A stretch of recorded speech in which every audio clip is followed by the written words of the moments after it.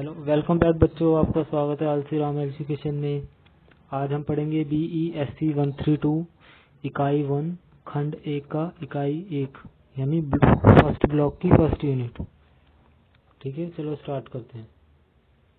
Channel पे नए हो तो सब्सक्राइब कर दो, वीडियो अच्छी लगी तो लाइक कर देना और अपने दोस्तों के साथ शेयर करना ताकि वो भी पढ़ सके।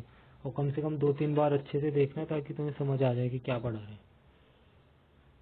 ठीक है, ये चैप्टर का नाम आपने जैसे पढ़ लिया, शिक्षा के लिए संवैधानिक प्रावधान। ठीक है, अब देखते हैं हम इसमें क्या क्या पढ़ेंगे।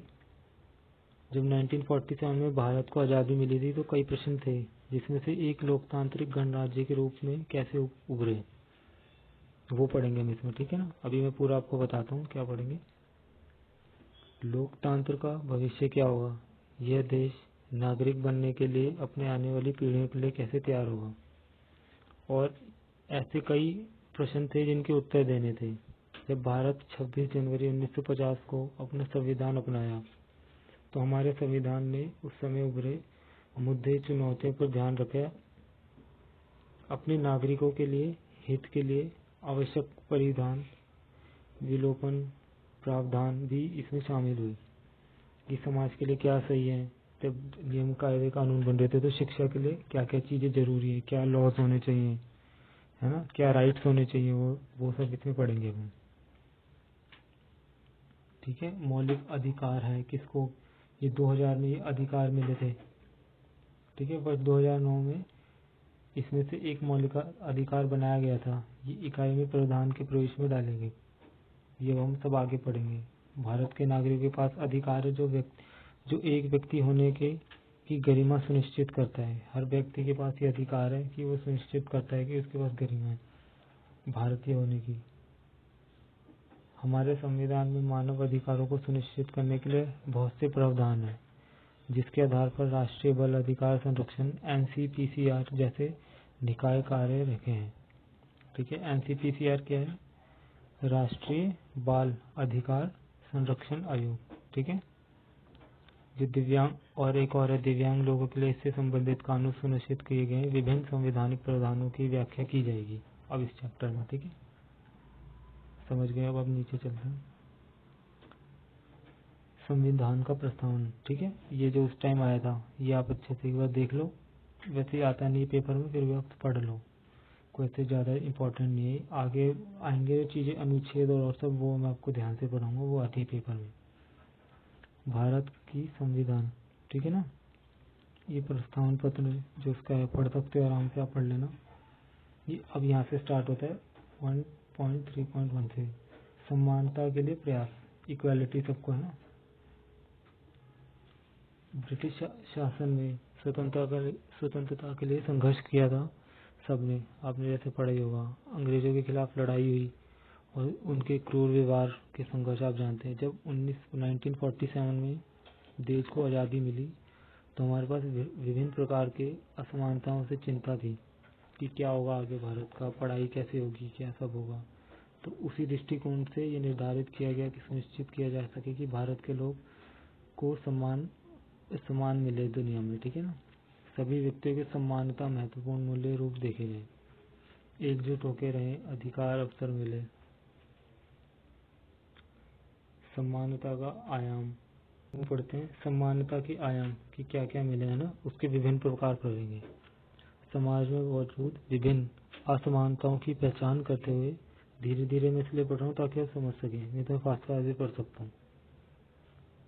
विभिन्न विचारों में उनकी विचारधाराओं की समानता, 3 मुख्य आयाम प्रकाश किए गए, राजनीतिक, सामाजिक और आर्थिक। ठीक है, एक पॉलिटिकल वे दिखाया गया है, एक लोगों का सामाजिक, समझो कॉमन मैन का व्यू, और एक आर्थिक यानी फाइनेंशियल व्यू। समझ गए, इजी भाषा में ऐसे मैं आपको समझा रहा हूँ।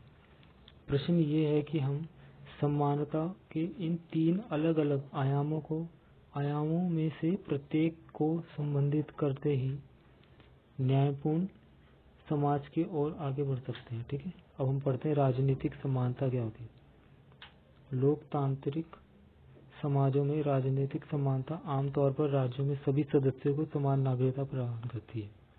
ठीक है, हर शहर में रहने वाले नागरिकों को सबको इक्वल हक है, जैसे वो जो हर रूल्स रेगुलेशन सबके लिए समान है, किसी के लिए कम ज़्यादा नहीं, सबकी बराबर हिस्सेदारी है, सब लोग एक जैसे ही सक्षम है, जैसे सब बराबर टैक्स देते हैं, सबके लिए सब चीज़ बराबर है। ये राजनीतिक हो गई, ठीक है।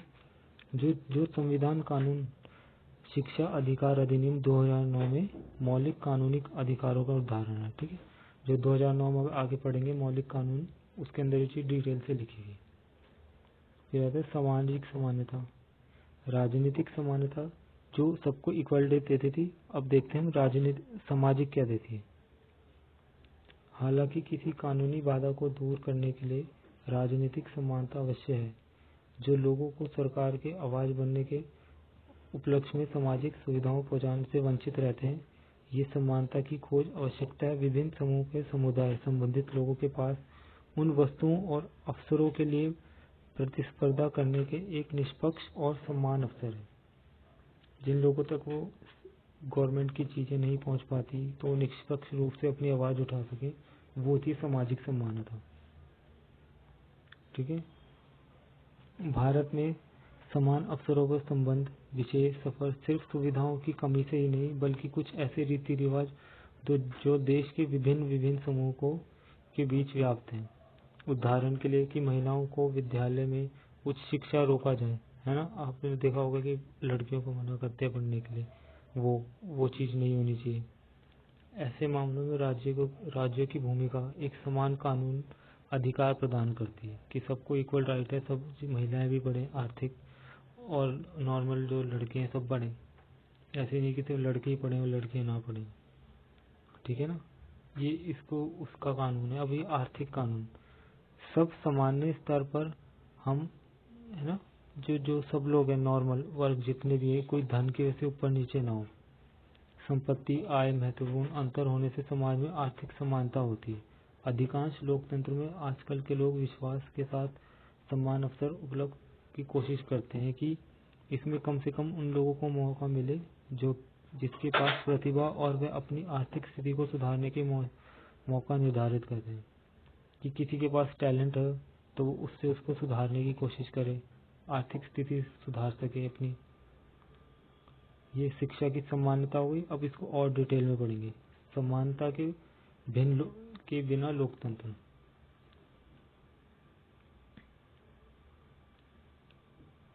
ठीक है। समानता के बिना लोकतंत्र, सामाजिक धरातल पर हमारे पास एक ऐसा समाज है जो असमानता, ठीक है, सिद्धांतों पर आधारित, जिसके तात्पर्य है कुछ दूसरे हाथ से आर्थिक धरातल पर ऐसे समाज जिसे कुछ ऐसे जिनके पास अक्सर धन है, जबकि बहुत ऐसे हैं जो गरीब हैं। 26 जनवरी 1950 में विरोधाभास के जीवन में प्रवेश करने जाने से राजनीति के बाद हमारे पास समानता होगी। समाज और आर्थिक जीवन हमारे पास असामान्य होगा, ठीक है। कब तक ये सामाजिक आर्थिक और जैविक समानता नकारते रहें, कब तक? हम जो करना चाहते हैं वह केवल राजनीतिक लोकतंत्र के साथ संतुष्ट नहीं है। सामाजिक लोकतंत्र का क्या अर्थ है? इसका अर्थ है जीवन का तरीका जो जीवन के सिद्धांतों के रूप में स्वतंत्रता, समानता, ब्रदरहुड की पहचान करता है, ठीक है।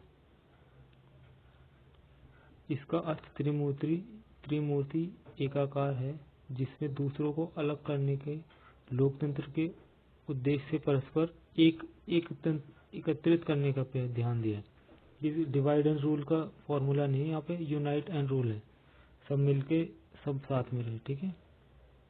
ये आप पूरा यहाँ से पढ़ सकते हैं कि अम्बेडकर ने क्या कहा है और उम्मीद शिक्षा के विस्तार माध्यम, ठीक है। ये हो गया संवैधानिक प्रावधान। इसके जो मेन पॉइंट है ये आप देख सकते हैं, जो ये मेन पॉइंट है सारे के सारे।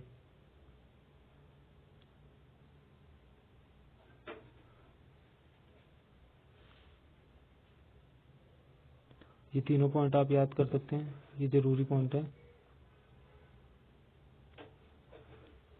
ठीक है। अब आगे देखते हैं और क्या है। अब मौलिक अधिकारों पर शिक्षा, ठीक है। अभी बहुत इंपॉर्टेंट चैप्टर होने वाला है ये वाला।